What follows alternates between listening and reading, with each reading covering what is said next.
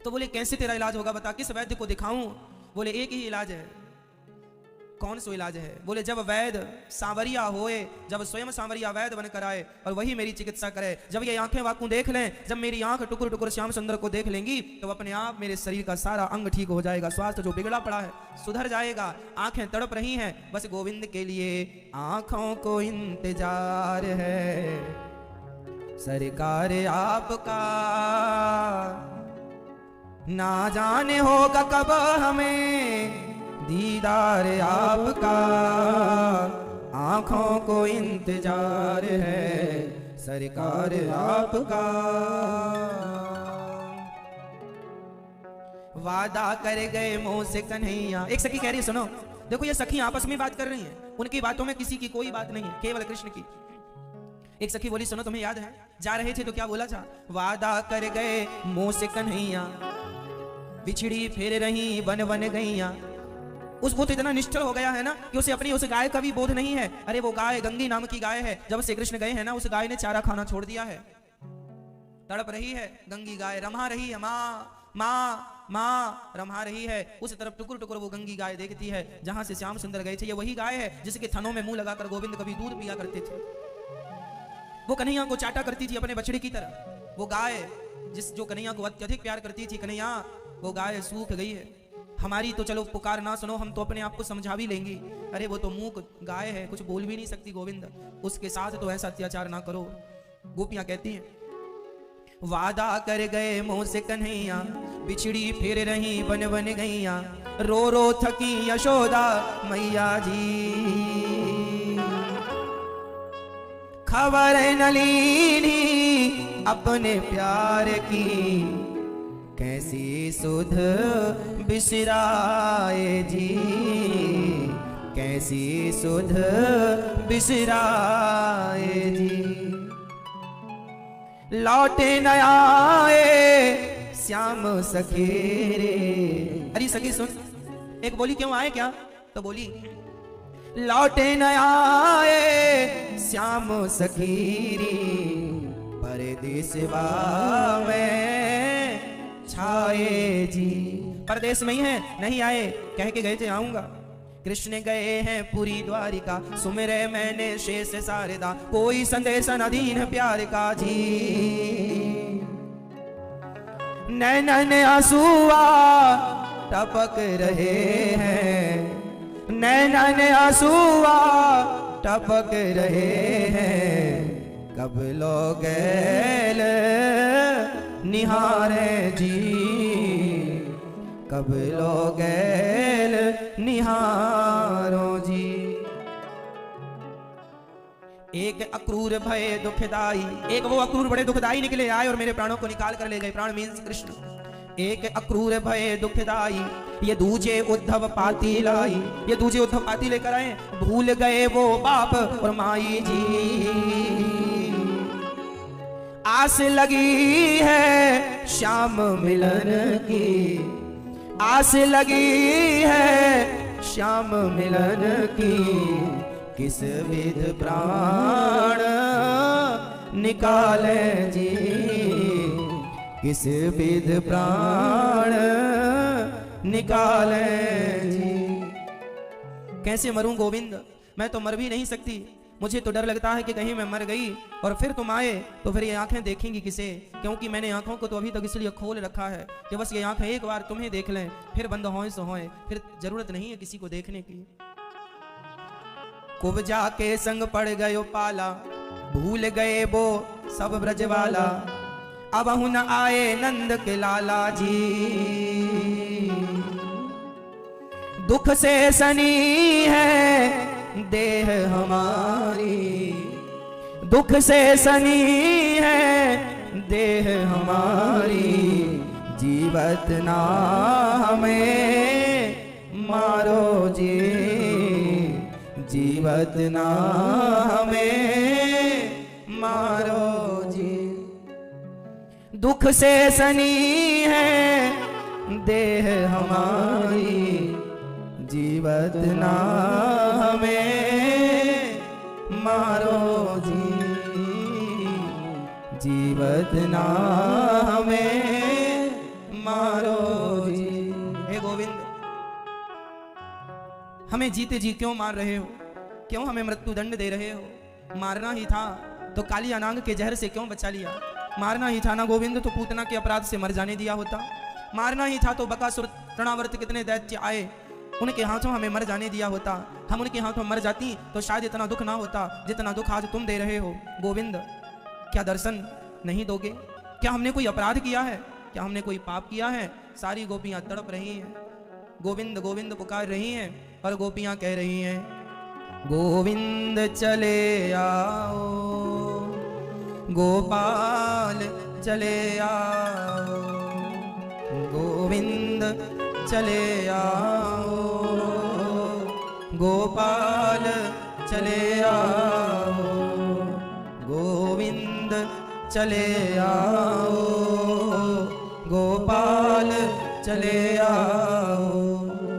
आँखों को इंतजार है सरकार पुकार, जाऊं कहाँ मैं छोड़ के दरबार आपका, जाऊं कहाँ मैं छोड़ के दरबार आपका। क्या बताएं गोविंद, हम जैसे आपके पास बहुत हैं, पर क्या बताएं कन्हैया, तुम जैसा हमारे पास केवल तुम ही हो। इसलिए गोपियां कहती हैं, जीवत ना हमें मारो जी, जीवत ना हमें मारो जी। जब गोपियां ऐसे रो रही थी ना, तो भगवान को भी उद्धव जी से कहना पड़ा। कहा घनश्याम ने, अब भगवान कह रहे हैं, जब भगवान रोने, अब यहाँ गोपियां रो रही हैं, तो अब गोविंद मथुरा में, वो मथुरा में भगवान रो रहे हैं। इनका रोना देखकर वो भी रोने लगे, क्योंकि एक प्रेम की कनेक्टिविटी होती है ना, वो एक प्रेमी प्रेम के भाव को समझ जाता है। मैं आपसे कितना भी दूर रहूं, पर प्रेम है तो प्रेमी के मन की उथल पुथल यहाँ तक पहुंचती है। ये ईश्वर के द्वारा बनाई कनेक्टिविटी है। भगवान भी रोने लगे। तब भगवान ने रोते हुए कहा, उद्धव मोही ब्रज विसरत नाय। क्या बताऊं उद्धव, ये ब्रज मुझे विसरता नहीं है। एक काम करोगे क्या? कहा घनश्याम ने उद्धव से, वृंदावन जरा जाना, वहां की गोपियों को ज्ञान का कुछ तत्व समझाना।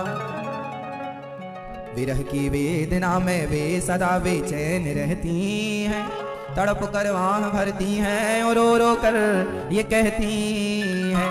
क्या कहती हैं गोपियां? है प्रेम जगत में सार, है प्रेम जगत में सार, और कुछ सार नहीं, मन कर ले प्रभु से प्यार, और कुछ सार नहीं। केवल प्रेम ही सार है और कुछ भी सार नहीं है। भगवान कहते हैं, उद्धव तुम जाओ मेरी गोपियों को जरा समझाना, वो मेरे लिए इतना रोया ना करें। उद्धव ज्ञानी थे। उद्धव जी ने कहा उद्धव ने हंस कर, मैं अभी जाता हूँ वृंदावन, जरा देखूं कि कैसा है कठिन अनुराग का बंधन। है कैसी गोपियां जो ज्ञान बल को कम बताती हैं, निरर्थक लोक लीला का यही गुणगान गाती हैं। क्या कहती हैं गोपियां? है प्रेम जगत में सार, और कुछ सार नहीं। गोपियां कहती हैं प्रेम ही सार है। सब कुछ किया और भगवान से प्रेम न किया। एकादशी की, व्रत किया, उपवास किया, माला जपा, तीर्थ किया, दर्शन किया, कथा सुनी, कीर्तन किया, सब किया, पर प्रेम ना किया तो बिना प्रेम के सब कुछ बेकार है। जैसे नारी का श्रृंगार कब तक शोभा देता है? जब तक उसका पति है। नारी का श्रृंगार शोभा कब तक देता है? जब तक उसका पति है, जब तक उसकी मांग में सिंदूर है। अरे मांग में सिंदूर नहीं है तो तुम कितने भी श्रृंगार कर लो, तुम्हारे श्रृंगार फीके ही लगेंगे। उसी प्रकार मेरे जीवन के, मेरे मांग का सिंदूर तो मेरा कृष्ण है। उनके बिना हर सुख, हर उपलब्धि, हर वैभव, हर प्रकार की प्रतिष्ठा उसी तरह बेकार है जैसे पति के जाने के बाद नारी का श्रृंगार बेकार होता, व्यर्थ होता है। पति के बिना नारी के श्रृंगार का कोई अर्थ नहीं। वो कितनी भी सजी रहे और कितना भी कीमती आभूषण धारण कर ले, पति के साथ ही उसके श्रृंगार की शोभा है, पति के बिना उसके श्रृंगार की कोई शोभा नहीं। बस हमारी एकादशी, व्रत, उपवास, तीर्थ यात्रा, इन सब की शोभा तब है जब भगवान के चरणों में प्रेम हो। प्रेम है तो एकादशी भी शोभनीय है, प्रेम है तो दर्शन भगवान का शोभनीय है, प्रेम है तो तीर्थ शोभनीय है, और प्रेम नहीं है तो तुम कुछ भी करे आओ, सब बेकार है। क्योंकि गोपियां कहती हैं, है प्रेम जगत में सार और कुछ सार नहीं, मन कर ले प्रभु से प्यार और कुछ सार नहीं। केवल प्रेम, केवल प्रेम। उद्धव जी चले चले मथुरा से जब कुछ दूर वृंदावन निकट आया, वहीं से प्रेम ने अपना अनोखा रंग दिखलाया। बिटप झुक कर ये कहते हैं, इधर आओ इधर आओ इधर आओ इधर आओ। पपीहा कह रहा, पी कहां ये भी तो बतलाओ। जैसी वृंदावन आए ना उद्धव जी, तभी यहाँ का सुंदर माहौल जब देखा, बिटप झुक कर ये कहते हैं, इधर आओ। उद्धव जी को मानो ये वृक्ष बुला रहे हैं, उद्धव बताओ मेरे कृष्ण का क्या संदेश है। यहाँ खड़े होकर वो कभी बांसुरी बजाया करते थे, कभी हमें अपना स्पर्श का आनंद दिया करते थे। वो वृक्ष भी आज गोविंद की याद में रो रहे हैं। बेटप झुक कर ये कहते हैं, इधर आओ इधर आओ। पपीहा कह रहा, पपीहा कैसी आवाज लगाता, पी कहां मेरा प्रियतम कहाँ है, मेरा कृष्ण कहाँ है भैया ये तो बताओ। पपीहा कह रहा, पी कहां ये भी तो बतलाओ। नदी यमुना की धारा शब्द हरिहर का सुनाती है, भ्रमर गुंजार से भी यही मधुर आवाज आती है। कौन सी आवाज आ रही है प्रेम जगत में सार और कुछ सार नहीं, मन कर ले प्रभु से प्यार और कुछ सार नहीं। सारी गोपियां याद कर रही हैं, भौरा याद कर रहा है। उद्धव जी आगे चले, मां यशोदा के पास पहुंचे। मां यशोदा उस पालने को झूला रही थी, खाली पालने को जिस पर कभी कन्हैया झूला करते थे, और बार बार थाप दे दे के कहती थी, कन्हैया कब से जाग रहा, लाला सोएगा नहीं, आज तो नींद नहीं आ रही है। थोड़ी देर बाद मैया पागलों की तरह कहती, लाला कब तक सोएगा, आज जागना नहीं है, आज माँ का दूध नहीं पीना, आज खेलने नहीं जाना, आज बछड़े चराने नहीं जाना, आज मस्ती नहीं करना। ये कह कह करके माँ रोती है।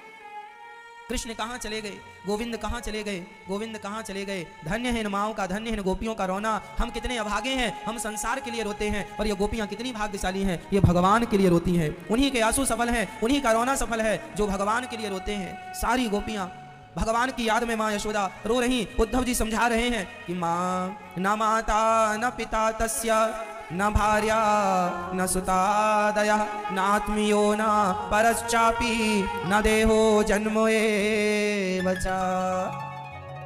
माँ वो भगवान कृष्ण है ना, वो किसी के पुत्र नहीं है, वो तो जगत के पिता है। माँ तुमने उन्हें अपना क्यों पुत्र मान लिया, वो सबके उनके कोई माँ बाप नहीं होते, ना माता ना पिता तस्य, उनके ना कोई माँ है ना कोई पिता है, वो तो भगवान है।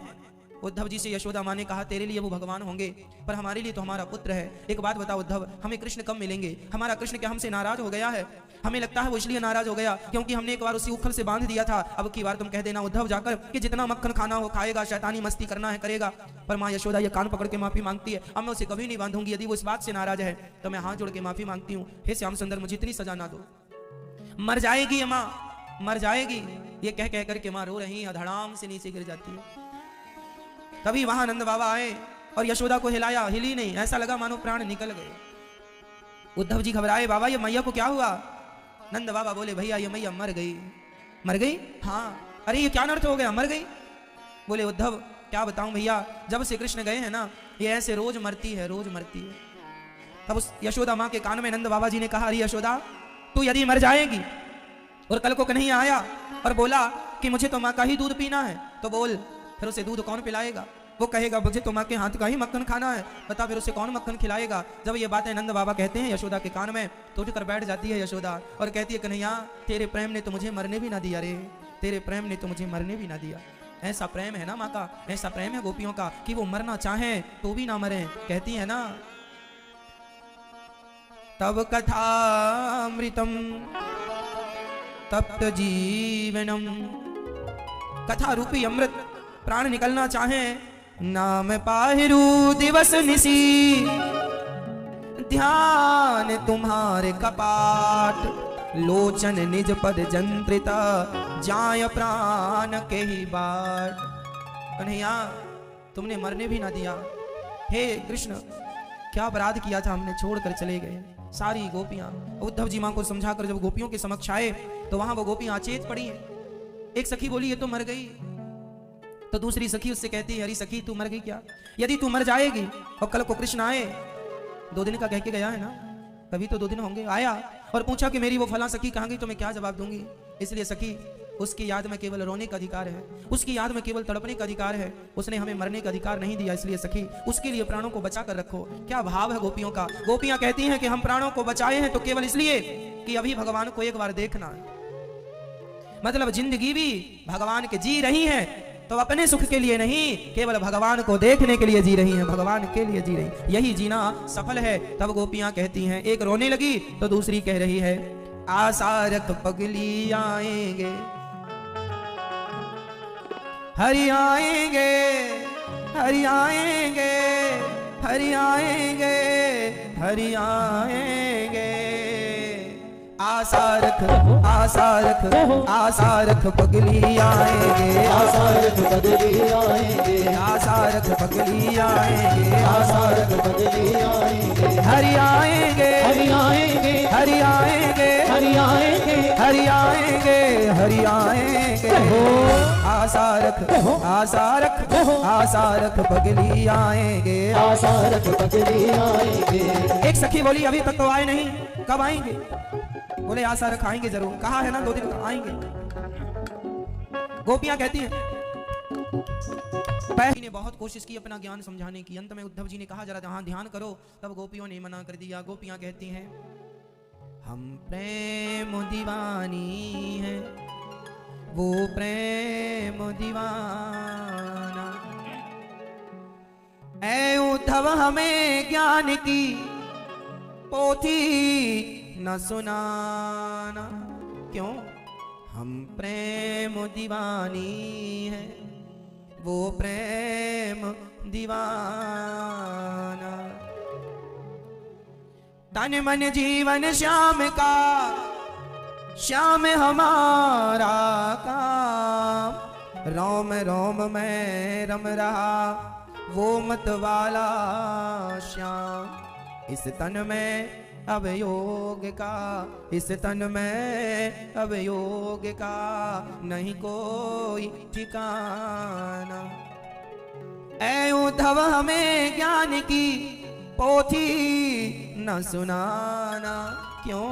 हम प्रेम दीवानी हैं, वो प्रेम दीवाना। उद्धव जी का ज्ञान बह गया, पानी पानी हो गए। ज्ञान का कोई मूल्य नहीं है मां प्रेम के आगे। इसलिए भगवान ज्ञान से नहीं, भगवान तो मोहन प्रेम बिना नहीं मिलते, चाहे कर लो कोटि उपाय, मिलहि न रघुपति। रामचरितमानस में गोस्वामी जी लिख रहे हैं, मिलहि न रघुपति बिनु अनुरागा, किए जोग जप ज्ञान विरागा। राम ही केवल प्रेम प्यारा, जान ले जो जान निहारा। इसलिए मोहन क्या चाहते हैं? हम प्रेम दीवानी हैं, वो प्रेम दीवाना है। प्रेम जगत में सार और कुछ सार नहीं,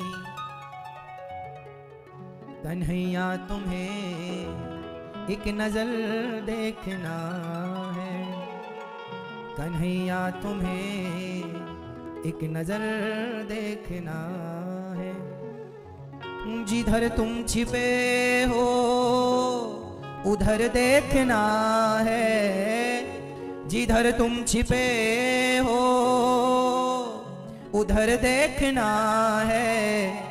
कन्हैया तुम्हें एक नजर देखना है। इसलिए कन्हैया को केवल गोविंद की चाहत गोपियां लिए बैठी हैं। और उद्धव का ज्ञान देखो, ज्ञान जो है ना वह बंदर के बच्चे की तरह। ज्ञानी व्यक्ति अपने ज्ञान से भगवान को पकड़ता है, पर ज्ञान का घमंड अहंकार कभी आ जाए तो छोड़ देता है और उसके गिरने की संभावना ज्यादा है। एक बार सूरदास जी एक कुएं में गिर गए। सूरदास जी तो सूरदास से मतलब दिखाई कुछ पड़ता नहीं। जब कुएं पर गिरे तो वो वहीं कुएं पर बैठ कर, क्योंकि वो जानते थे कि मैं तो अंधा हूं, ऊपर जाने का मुझे कोई रास्ता तो दिख नहीं रहा, कोशिश अपने से की पर कोई रास्ता मिला नहीं, तो वहीं कुएं पर बैठकर भगवान का नाम जपने लगे। प्रेम से कहने लगे, मेरो राधा रमण गिरधारी, गिरधारी श्याम बनवारी। वहीं रोने लगे और हे श्याम सुंदर कब दर्शन दोगे? क्या बिना दर्शन के मेरी जिंदगी पूरी होगी? आंखों को दर्शन की चाहत, आंखों को दर्शन की चाहत, दर्शन दो अब गिरधारी, दर्शन दो अब गिरधारी, गिरधारी श्याम बनवारी, मेरो राधा रमण गिरधारी, गिरधारी श्याम बनवारी। रोने लगे। तभी भगवान को रहा ना गया और भगवान के बच्चे का अर्थात छोटे से गोपाल जी आए और बोले, बाबा बाबा मैं यहाँ से गुजर रहा था, तुम्हारी पुकार सुनी तो आया हूँ, एक काम करो ये मेरा हाथ पकड़ो और जल्दी पकड़ लो, मैं बाहर तुम्हें निकाल देता हूँ, तुम कुएं में गिर गए हो ना। सूरदास जी ने बड़ा अच्छा जवाब दिया, बड़ी अच्छी बात कही। सूरदास जी ने कहा, हे श्याम सुंदर मैं तो अंधा हूं, हे श्याम सुंदर मैं तो अंधा हूं, मुझे क्या पता कि आपका हाथ कहाँ है, इसलिए हे नाथ मुझे नहीं पता कि आपका हाथ कहाँ है, लेकिन आपको पता है कि मेरा हाथ कहाँ है, इसलिए मैं आपको नहीं पकड़ता प्रभु, आप मुझे पकड़ लीजिए, क्योंकि आप तो सर्वज्ञ हैं। मुझे नहीं पता कि आपका हाथ कहाँ है, लेकिन आपको तो याद है ना, पता है कि मेरा हाथ कहाँ, इसलिए मैं नहीं आऊंगा, आप आओ और आप थाम लो, और जिसे आप थाम लेते हैं उसे आप कभी छोड़ते नहीं। इसलिए ज्ञानी वो है जो भगवान को पकड़ता है। यदि ज्ञानी को अहंकार आ गया तो छोड़ भी देगा, पर भक्त जो होता है वो भगवान को कभी नहीं पकड़ता, बल्कि भगवान से कहता है आप हमें पकड़िए, और जब भगवान जिसे पकड़ लें, माँ बच्चे को पकड़ लेती है तो फिर माँ बच्चे को छोड़ती नहीं है, जबकि बच्चा माँ को पकड़ता है तो माँ को छोड़कर कहीं से दुकान में कहीं उस दुकान में घुस जाता है।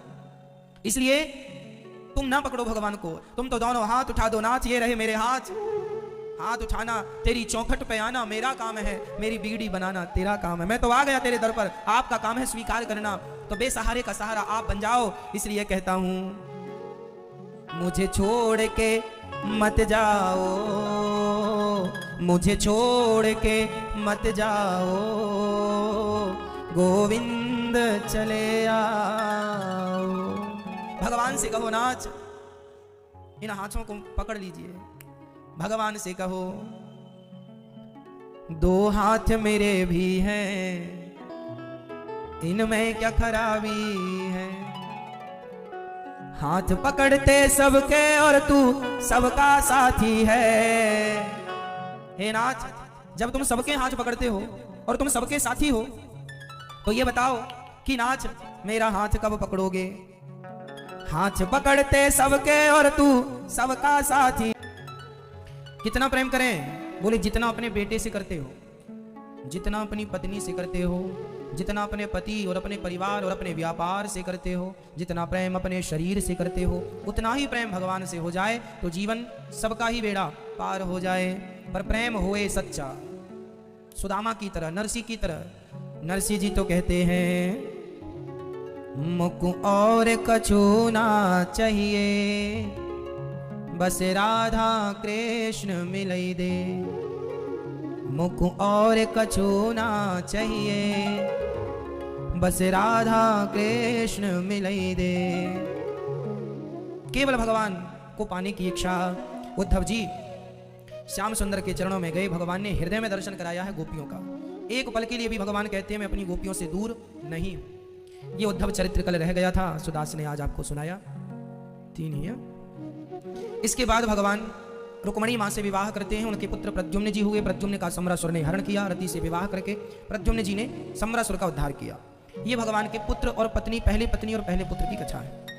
परीक्षित ने कहा, महाराज हमने तो सुना है कि भगवान के बहुत विवाह हुए हैं। सुखदेव भगवान बोले, हाँ, भगवान कृष्ण का दूसरा विवाह हुआ है जाम्बवंत की बेटी जाम्बवती से। जाम्बवंत की बेटी जाम्बवती जंगल में रहा करते थे जाम्बवंत जी, और वहां पर उनकी बेटी संग रहा करती थी। ये जाम्बवंत जी त्रेता युग वाले जाम्बवंत हैं। सुंदरकांड जाम्बवंत जी के नाम से ही शुरू होता है, पता है आपको? सुंदरकांड कहां से शुरू होता है? जाम्बवंत जी से। जाम्बवंत के वचन सुहाए, सुनी हनुमंत हृदय अति भाए, तब लगी मोही पर क्यों तुम भाई, सही दुख कंग मूल फल खाई। जब लगी आवो सीता ही देखी, हुई है काज मोही हरस विसे। सुदामा जामवंत जी के नाम से शुरू हुआ सुंदर। ये वही जामवंत जी हैं त्रेता युग वाले। इन्होंने कहा था भगवान राम से कि आप मेरी बेटी से विवाह कर लो। राम जी बोले जामवंत जी अभी तो मैं एक पत्नी व्रता हूँ, सीता ही है, अगली बार मैं आऊंगा तो आपकी बेटी से विवाह करूंगा। तो जामवंत जी बोले तब तक तो हमारी बेटी मरू जाएगी, बुढ़ी बुढ़ी अगले युग तक मर जाएगी। भगवान बोले नहीं, अब आप दोनों पर, बाप बेटी पर काल का कोई प्रभाव नहीं पड़ेगा। तुम दोनों आज जैसे हो, द्वापर के अंत तक वैसे ही रहोगे। तो ये जामवंत जी अपनी बेटी को लिए जंगल में रहा करते थे। युग पूरा बीत गया और अब भगवान कह रहे हैं, एक बार भगवान कृष्ण के एक परम मित्र थे, सत्यजित उनका नाम था। उन्होंने सूर्य भगवान की उपासना की तो उनके पास एक मणि आ गई। वो मणि लगभग 8 भार सोना रोज दिया करती थी। तो भगवान ने कहा कि ये मणि राज खजाने में जमा कर दोगे तो प्रजा का उद्धार होगा, पैसे आर्थिक स्थिति अच्छी होगी। परंतु नहीं सुने सत्यजित जी। आसित सत्राजितः सूर्यो भक्तस्य परमः सखा, प्रीतस्तस्मै मणिं प्रादात् सूर्यस्तुष्ट्यः स्यमन्तकम्। सत्राजित नाम के व्यक्ति थे, वो भगवान से मणि मांगी, भगवान ने उन्होंने नहीं दी। उनके भाई एक दिन प्रसेन जी मणि पहनकर जंगल चले गए।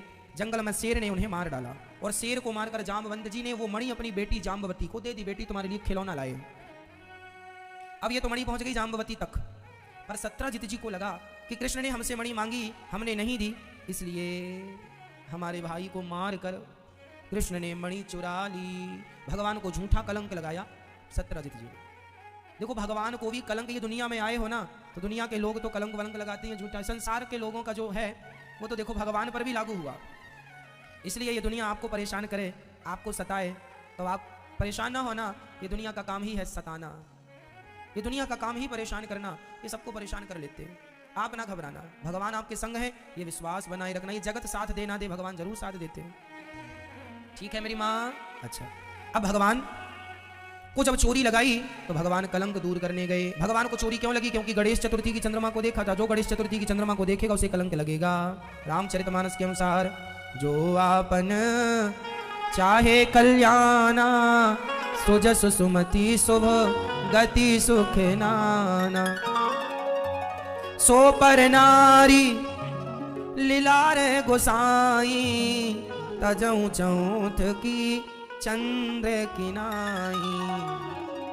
जो आपन चाहे कल्याणा, जो व्यक्ति अपना कल्याण चाहता है साहब, वो व्यक्ति कभी भी पराई नारी को ना देखे। आप लोग ध्यान से सुनो और यही संस्कार बच्चों को देना। जो व्यक्ति संसार में पराई स्त्री और पराये पुरुष से बच गया या बच गई, स्त्रियों के लिए पर पुरुष और पुरुषों के लिए पर नारी, जो स्त्री पुरुष पराई स्त्री और पराये नारी से बच गए, पर नारी पर पुरुष से जो बच गया उसका मोक्ष जरूर हो जाएगा, उसकी सदगति जरूर हो जाएगी। पर नारी सुनो, पर नारी पैनी छुरी, तीन तरफ से खाए, धन हरे यौवन हरे और घोर नरक ले जाए। पराई नारी तीन तरफ से खाती है, तीन चीजें हरती है। क्या क्या? पर नारी पैनी छुरी, पराई नारी छुरी की तरह पैनी वाली धारदार। पर नारी पैनी छुरी, तीन तरफ से खाए, धन हरे। पराई नारी सबसे पहले आपका धन हरती है। धन धन धन धन धन धन हरे, यौवन हरे, आपकी शक्ति भी खत्म, पैसे भी हजम, और अंत में घोर नरक ले जाए। इसलिए वही पुरुष, मर्द किसे कहते हैं? जो मर्द कभी पर नारी के चक्कर में ना पड़े, सच्चा मर्द वही है। क्यों जी?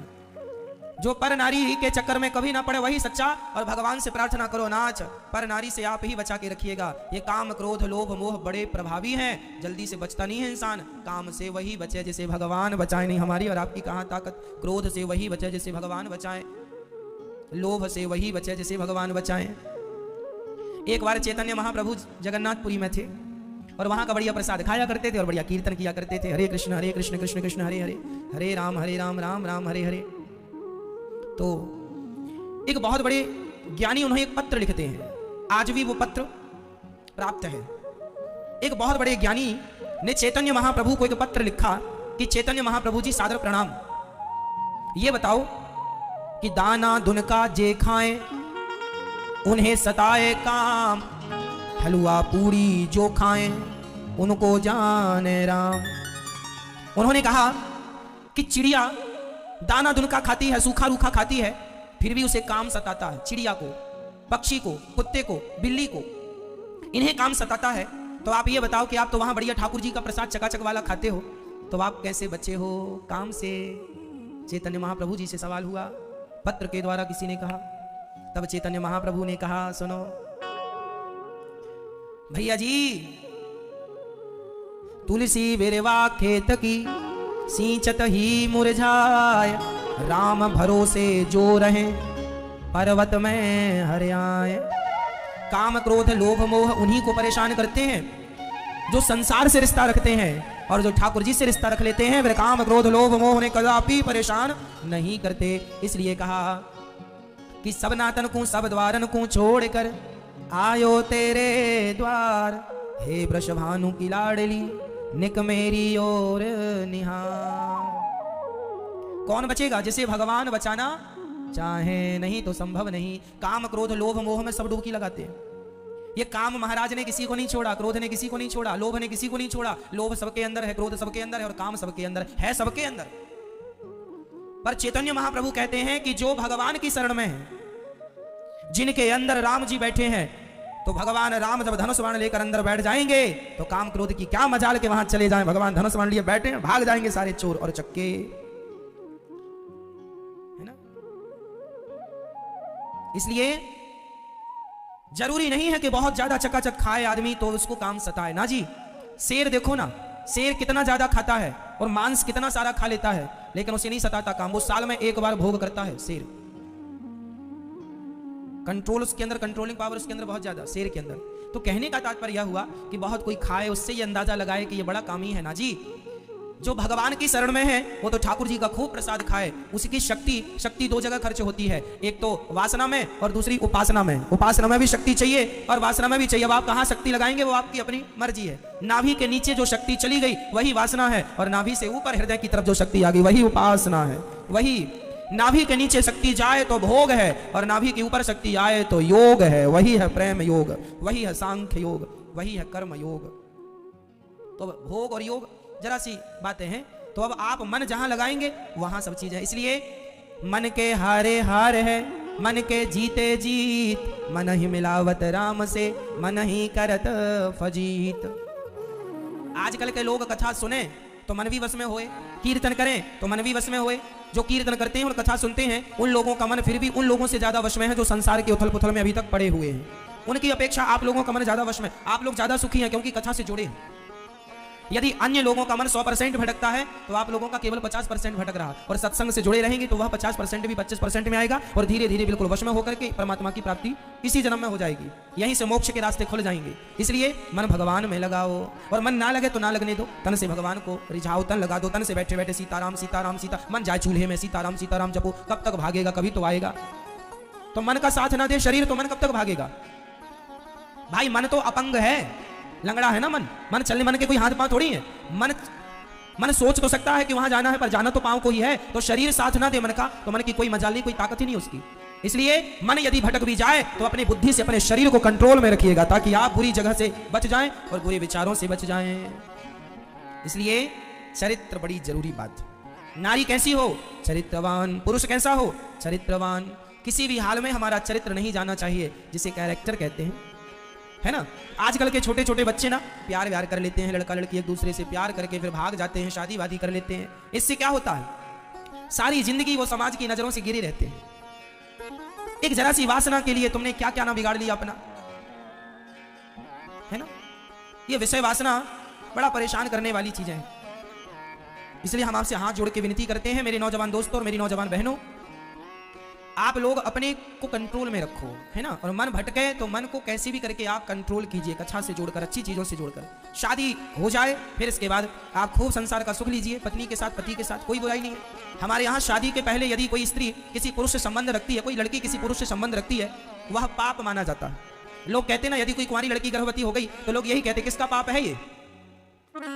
यदि कोई कुंवारी लड़की गर्भवती हो जाए तो लोग क्या कहते, यही ना कहते किसका पाप है ये।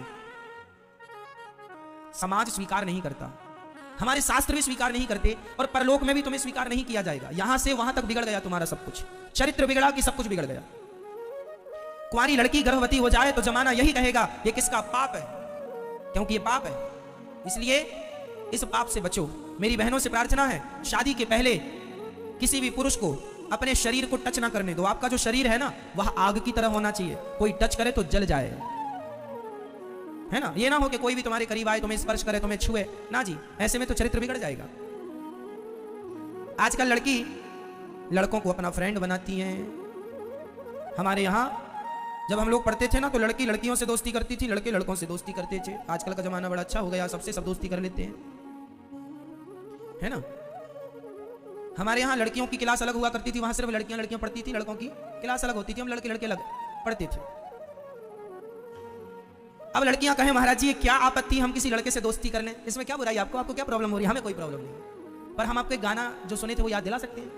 जब आप लड़कों से दोस्ती करती हैं तो उसका परिणाम क्या होता है वो मैं आपको बताऊं। सुनो, एक गीत सुनाता हूं आपको, दिल लगी ने दी हवा। ध्यान से सुनना, बचपन में सुना होगा ये गीत को। हाँ, दिल लगी ने दी हवा, दिल लगी ने दी हवा, थोड़ा सा धुआं उठा और आग जल गई, तेरी मेरी दोस्ती प्यार में बदल गई। बोलो सियावर रामचंद्र की जय। सही है।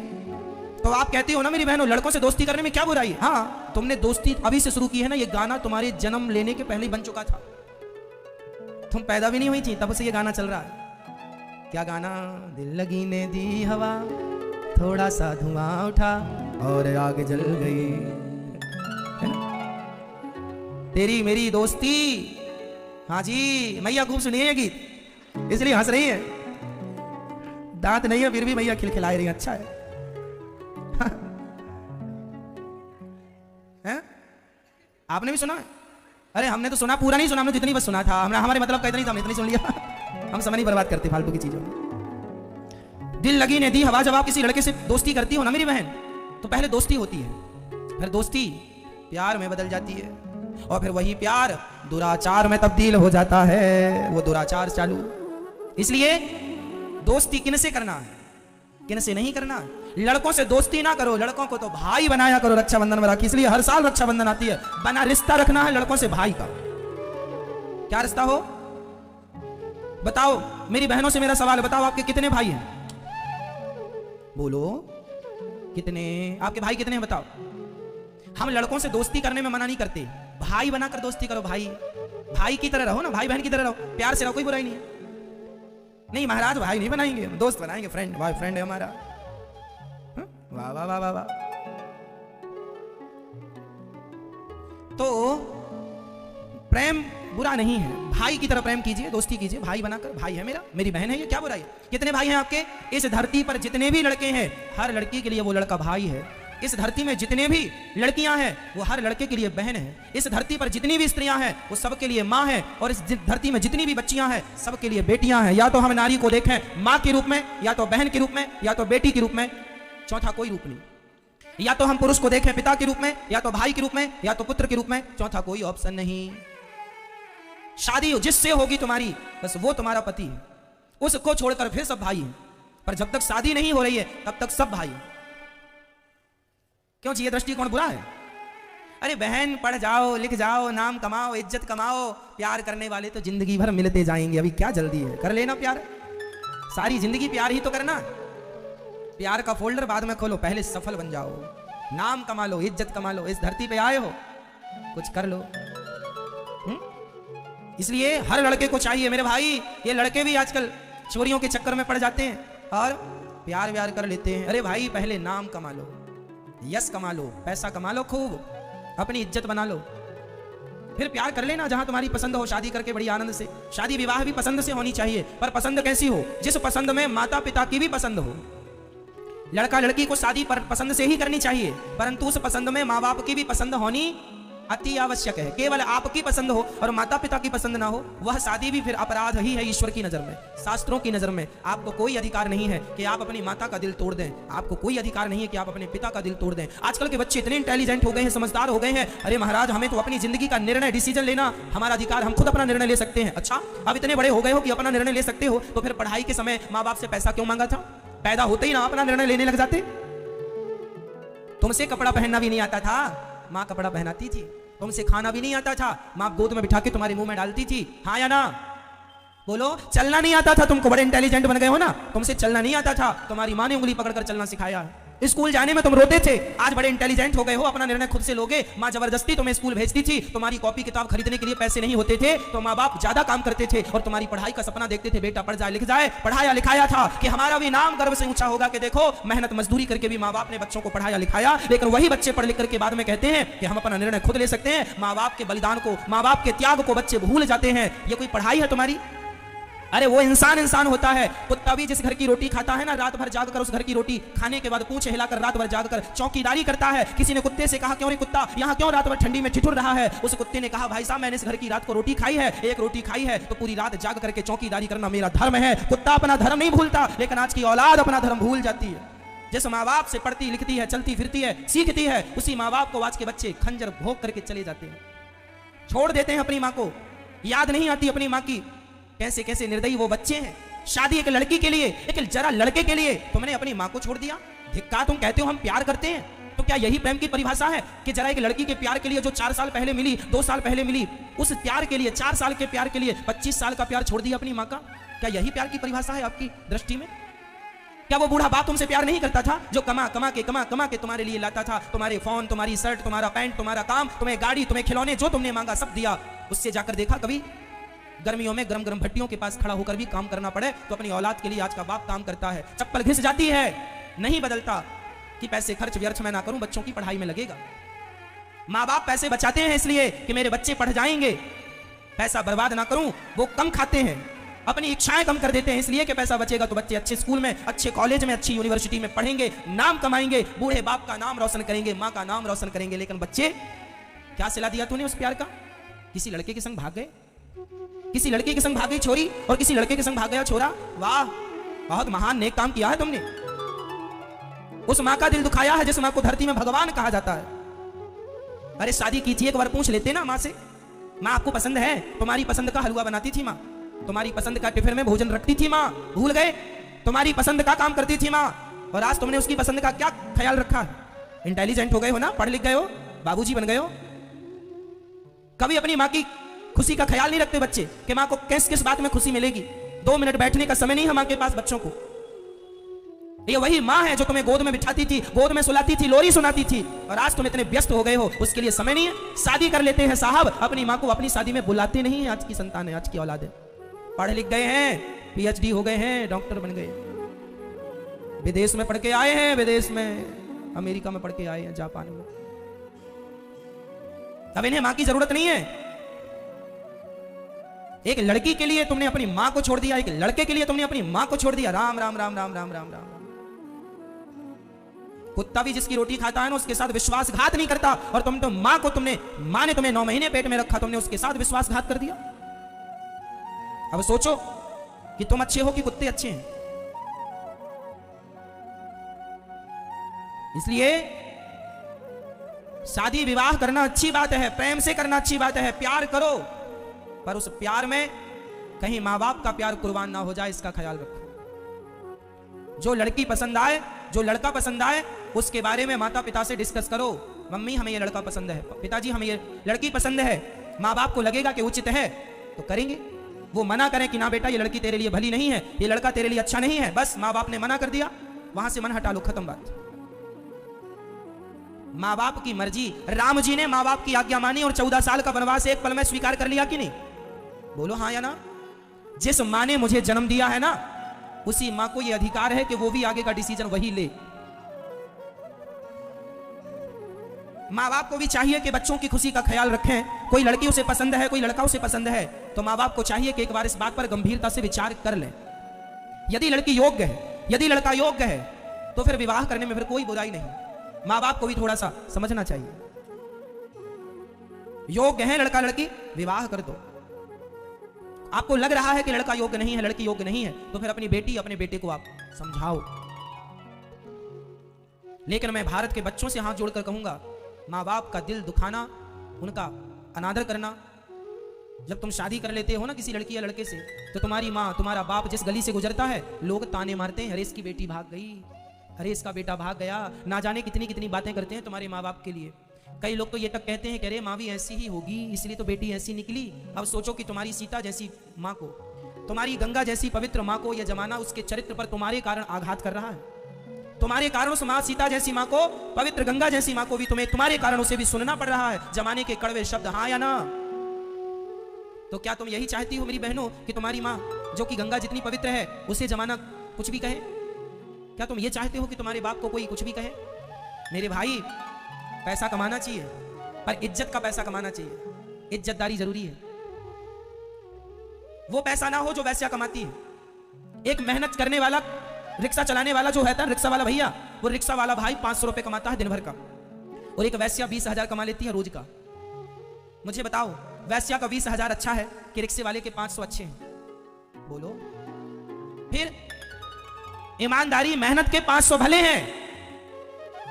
चरित्र बेचकर लाखों भी कमाए तो क्या कमाया? धर्म बेचकर लाखों भी कमाए, क्या करेगा? पैसे बांध कर ले जाएगा, पैसे संग नहीं जाते, धर्म साथ में जाएगा। धर्मानुगो गच्छति जीव एकः।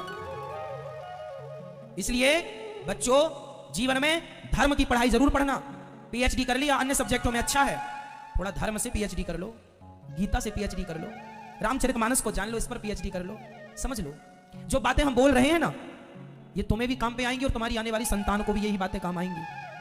सुन लेना, समझ लेना, अच्छी लगे तो उतार लेना, ठीक है? सबकी भलाई है इसी में जो हम कह रहे हैं। इसलिए हमारा भारत, हमारी संस्कृति चरित्र की रही है, इसलिए हम चरित्र की बातें, भारत का रहने वाला हूं, भारत की बात सुनाता हूं।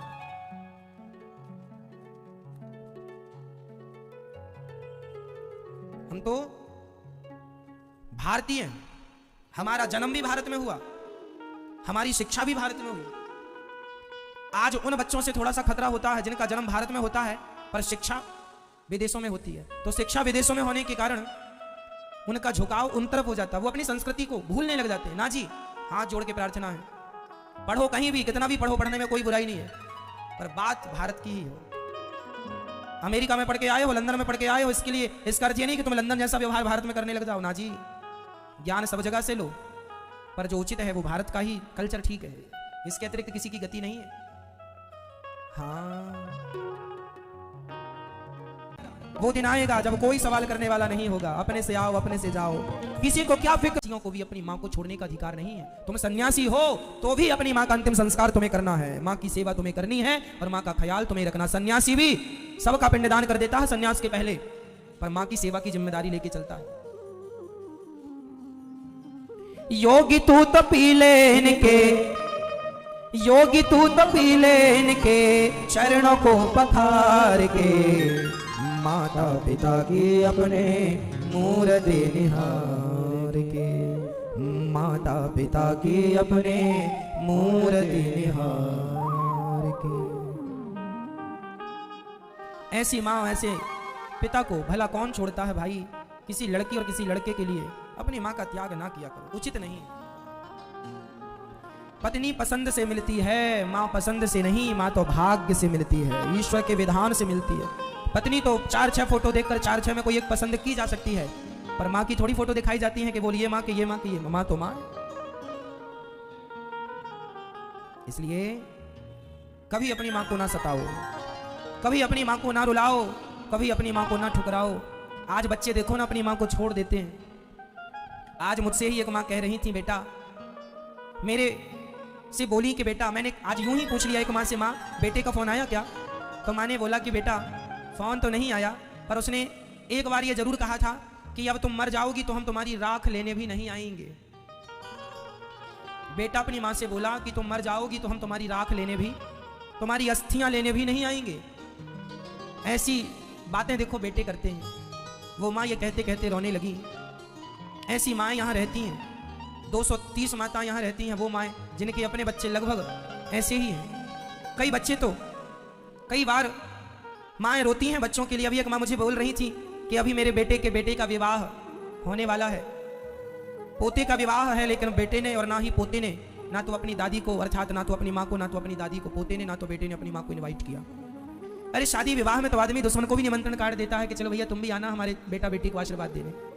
लेकिन देखो खुद की माँ यहाँ गौरी गोपाल वृद्धाश्रम में रह रही है और बच्चे अपने घर में त्योहार उत्सव धूमधाम से बिना माँ के मना रहे हैं। जरा बताओ क्या माँ ने कभी बिना बच्चों के कोई त्योहार मनाया? किसी माँ का बेटा ना रहे तो वो माँ दीपावली भी ना मनाए, होली भी ना मनाए, लेकिन बिना माँ के वो बच्चे, चलो माँ धरती पर ना होए तो समझ में भी आए जिसकी माँ है, पर वो भी बेटा अपनी माँ को याद ना करे। सोचिए कितना घोर कलयुग चल रहा। बेटे कह रहे हैं अस्थियां लेने को नहीं आएंगे।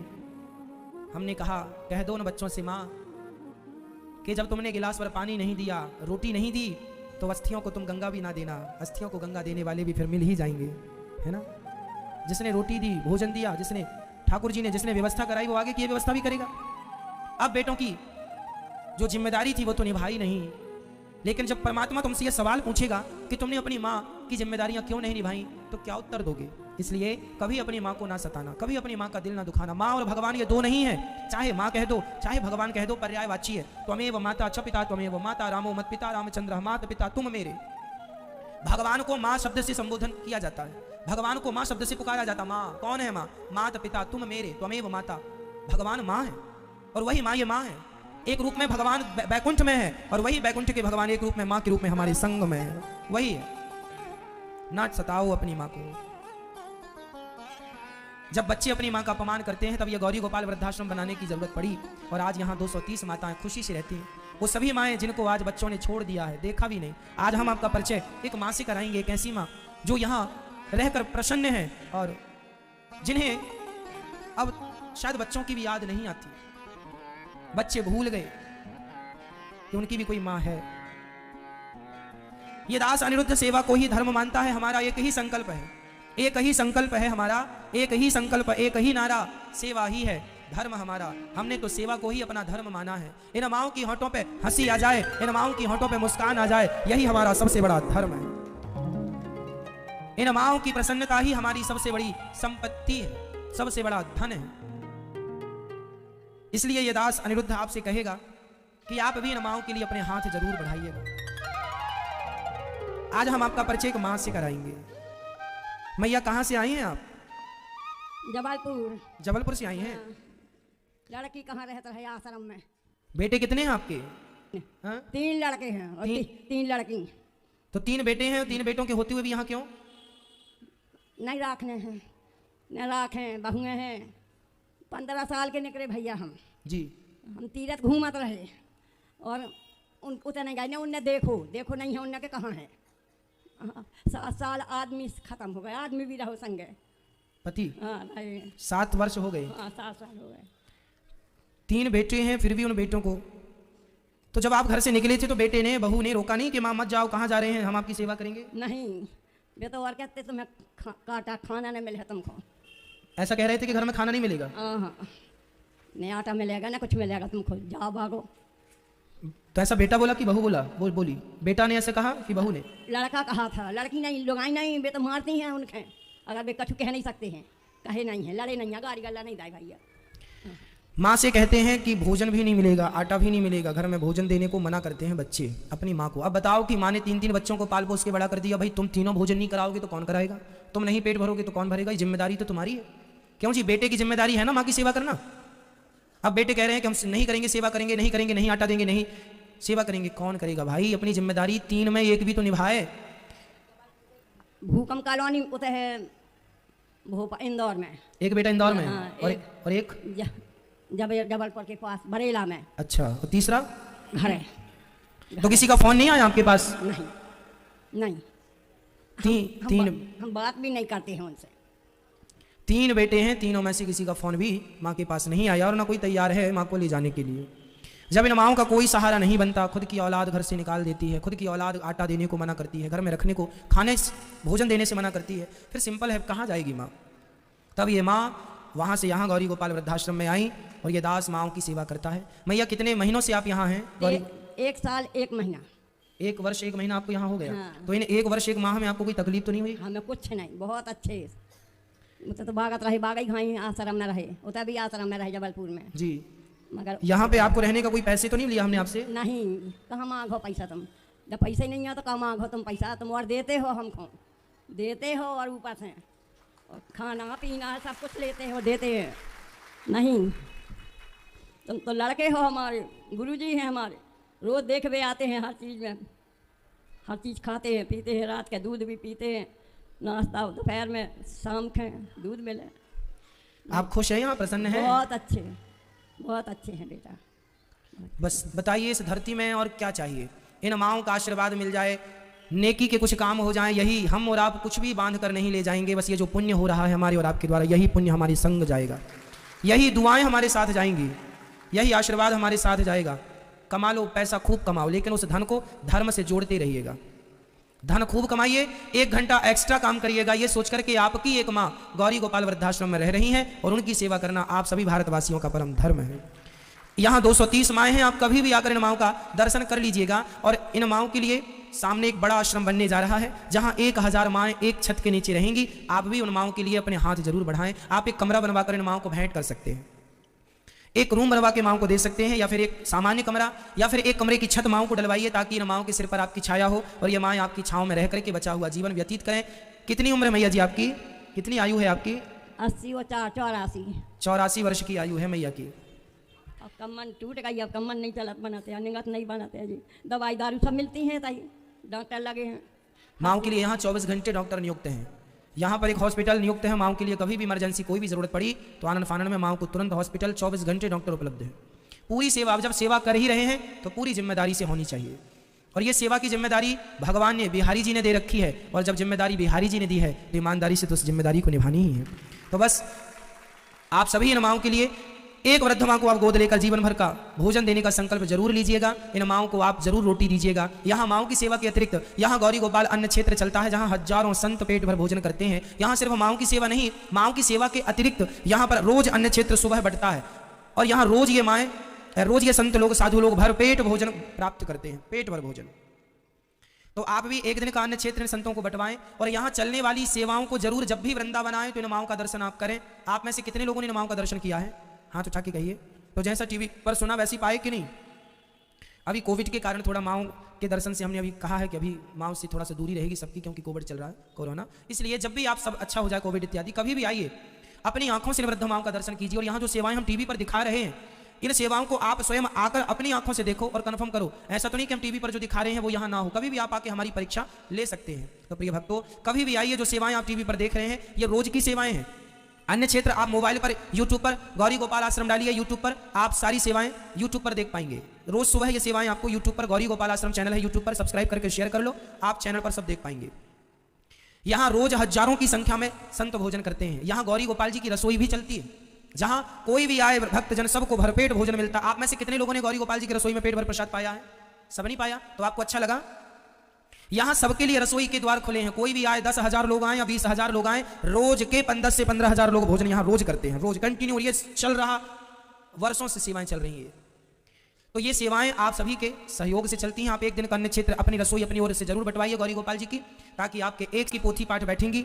आप भी अपने पूर्वजों के निमित्त अपने कल्याणार्थ भागवत जी की पोथी करा के भागवत जी का पाठ बिठाकर, माघ के महीने में पोथी पाठ बैठ रही हैं। पोथी पाठ मीन्स भागवत जी का संपूर्ण पाठ आपके निमित्त संकल्प से ब्राह्मण करेंगे, और आपकी जो भी मनोकामना है वो भागवत जी पूरी करेंगी, जो कि पहले से ही भागवत जी सबकी इच्छाएं पूरी करती चली आ रही हैं। तो आप भी 23 तारीख से होने वाले, 15 तारीख से था पर कोविड के कारण 23 तारीख से पोथी पाठ यहाँ पर होंगे। और आप ये सारी सेवाएं कथा अपने मोबाइल पर यूट्यूब पर अनिरुद्धाचार्य जी डालिए। ये सारी कथाएं आप टीवी पर ना सुन पाएं तो आप अपने टीवी पर ना सुन पाएं साधना चैनल पर, तो मोबाइल पर यूट्यूब पर अनिरुद्धाचार्य जी डालिए। चैनल को सब्सक्राइब कीजिए और शेयर कीजिए कथा को, ताकि भारत के बच्चे बच्चे तक ये आज जो चरित्र की बात हमने कही, यदि देश के बच्चे बच्चे इस बात को सुन लेंगे तो मुझे लगता है 90% से ज्यादा सुधार देश में आएगा। इन बातों से कथा, आज बात यह है कि आज सत्संग का प्रचार नहीं, आज धर्म का प्रचार नहीं है, इसलिए धर्म का प्रचार ना होने से अधर्म का प्रचार ज्यादा हो गया। अच्छी संगत का प्रचार ना होने से कुसंगति का प्रचार ज्यादा हो गया। दूध का प्रचार कम हुआ, शराब का ज्यादा हो गया। क्यों जी? गन्ने के जूस का प्रचार कम हुआ, अंडे का प्रचार ज्यादा हो गया। जिस चीज का प्रचार ज्यादा होगा वही चीज बढ़ेगी। यदि आप धर्म को बढ़ाना चाहते हैं तो कथा को शेयर जरूर कीजिएगा, सब तक पहुंचाइए, ये आपकी जिम्मेदारी है। आप 10 लोगों से जोड़िए, सत्संग को सबको कथा से जोड़िए, सबको कहिए कथाएं सुने यूट्यूब पर, चैनल पर। प्रिय भक्तों, यहाँ गौ सेवा भी होती है, गौरी गोपाल गौशाला में तमाम गायों की सेवा, यहाँ बंदर सेवा भी होती है, चिकित्सा भी चल रही है, सबको निःशुल्क इलाज मिलता है। यहाँ जो माताएं रहती है केवल उन्हीं को नहीं, यहाँ पर एक हॉस्पिटल बनाने का भी मेरा सपना है, जिस हॉस्पिटल में सभी का निःशुल्क इलाज होगा, संपूर्ण भारत का। अभी भी वो चिकित्सा यहाँ चल रही है छोटे रूप में, जो हमसे बन पड़ती है, जितनी हमारी हैसियत उतना काम अभी कर रहे हैं। बड़ा हॉस्पिटल बनेगा तो सब काम बड़े हो जाएंगे। एक विद्यालय बनाने का भी मेरा संकल्प जाग चुका है, ऐसा विद्यालय गौरी गोपाल गुरुकुल, गौरी गोपाल विद्यालय, जिस पर तमाम वो बच्चे पढ़ेंगे जिनको शिक्षा की आवश्यकता है, और सारी शिक्षा पद्धति यहाँ पर निःशुल्क होगी। और मेरा सपना है कि यहाँ से पढ़े हुए बच्चे ही आगे चल के बड़े बड़े आविष्कार करेंगे, बड़े बड़े काम करेंगे, देश की सेवा करेंगे। मैं उन्हें ये नहीं पढ़ाऊंगा कि तुम अपने लिए करो, मैं उन्हें ये नहीं पढ़ाऊंगा कि परिवार के लिए करो, मैं उन्हें ये सिखाऊंगा कि जो भी करना है अपने देश के लिए करो। तुम्हारी पढ़ाई, तुम्हारी शिक्षा सब कुछ देश के लिए होनी चाहिए।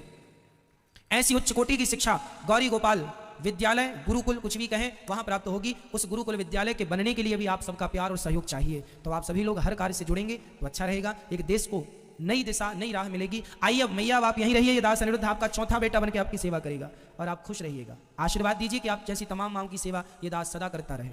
अब आप सभी में से जिन भक्तों ने अपने हाथ इन माँओं के लिए बढ़ाए हैं, आइए ऐसे महान दानवीर महापुरुषों के नाम श्रवण करें और उन दानवीर महापुरुषों के लिए भगवान से प्रार्थना करें कि प्रभु सदा इनके जीवन में धन धान्य बरसता ही रहे, माँ लक्ष्मी की कृपा बनी रहे, ताकि ये यूं ही माँओं की सेवा, अन्य क्षेत्र की सेवा, चिकित्सा के लिए अपना दान करते रहें। श्री राधे।